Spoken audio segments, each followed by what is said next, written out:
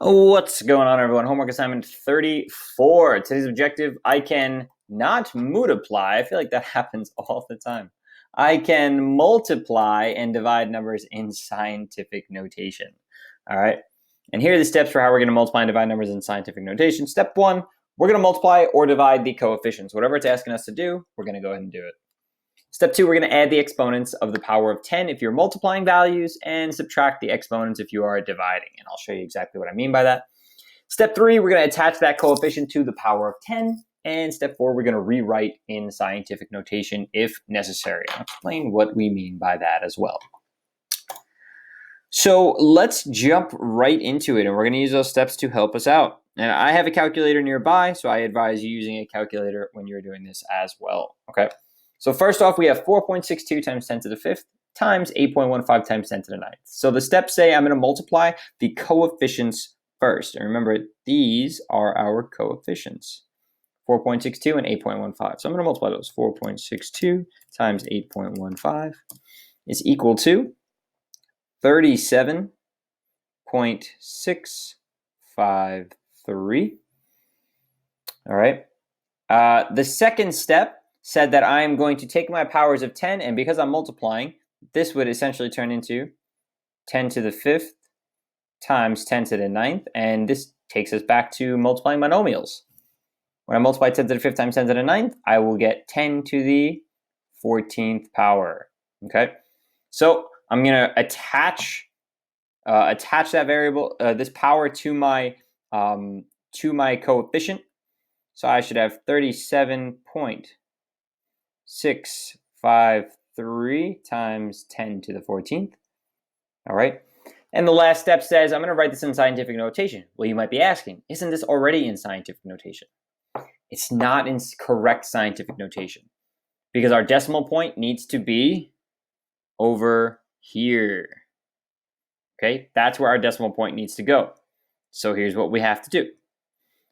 I'm going to move my decimal point one place over to the left. That's in a bad spot that I drew that, so let me redraw that. And draw one place to the left. That's where my new decimal point is going to go.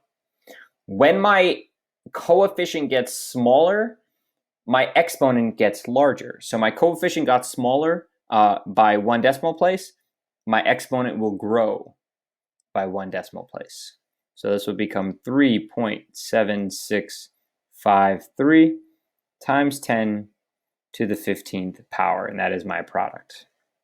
Okay, we'll see that come up a couple more times, but I just wanted to bring that idea up. So the idea is when my coefficient gets smaller, my exponent gets larger, all right? And when my coefficient gets smaller, when my coefficient gets larger, then my exponent will get smaller, but we'll show an example of that as we go. All right, second example, let's follow through with the same ideas. So the first thing I'm going to do is I'm going to multiply my coefficients. So 1.2 times, well, really just times 1,500. So 1.2 times 1,500 is 1,800, 1800. And I don't have an exponent or a power of 10 over here, so it's 1,800 times 10 to the 7th power. Okay, so we're asking, is this in scientific notation? Right now, it's not in scientific notation. My exponent is right here, and I want it to be between the 1 and the 8. So I need to make my coefficient smaller again. So I'm going to move over 1, 2, 3.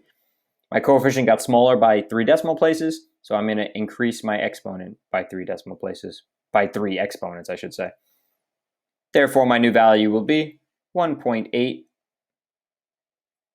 times 10 to the 10th power. Okay, so just to show, this was already a coefficient. I didn't have any power of 10, so those other rules really didn't apply here, but that's kind of a special case, all right? Two division problems. So I'm going to do the same thing as before. I'm going to divide those coefficients. So 7.56 divided by 3.15 gives me 2.4. All right, so I have 2.4. Then I have 10 to the 8th divided by 10 to the 3rd. Keep my base, subtract my exponents. Rewrite these powers together, 2.4 times 10 to the 5th power, and is already in correct scientific notation. I don't need to change anything. That is my quotient. All right. Last example. We have 4.62 times 10 to the 5th divided by 1.4 times 10 to the negative 9. So be careful here. So let's do this. 4.62 divided by 1.4. We get 3.3. All right. And then over here we have 10 to the 5th divided by 10 to the negative 9th. 5 minus a negative 9 is going to be 10 to the 14th power. Therefore, we will have 3.3 times 10 to the 14th power. Okay? Just to give us an idea of what's going on there. So those are our practice problems. I do want to show us maybe I'll show us 2 more examples just to give us an idea.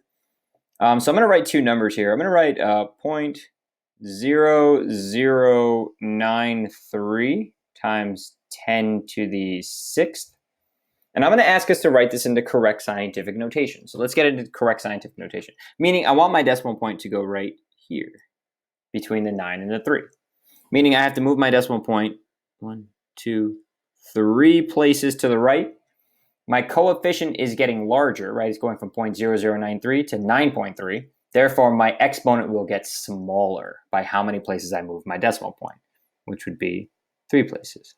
So my new value will be 9.3 times 10 to the 3rd.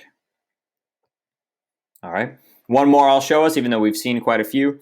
Let's say if I had 16.43 times 10 to the, let's say, the negative 4th power.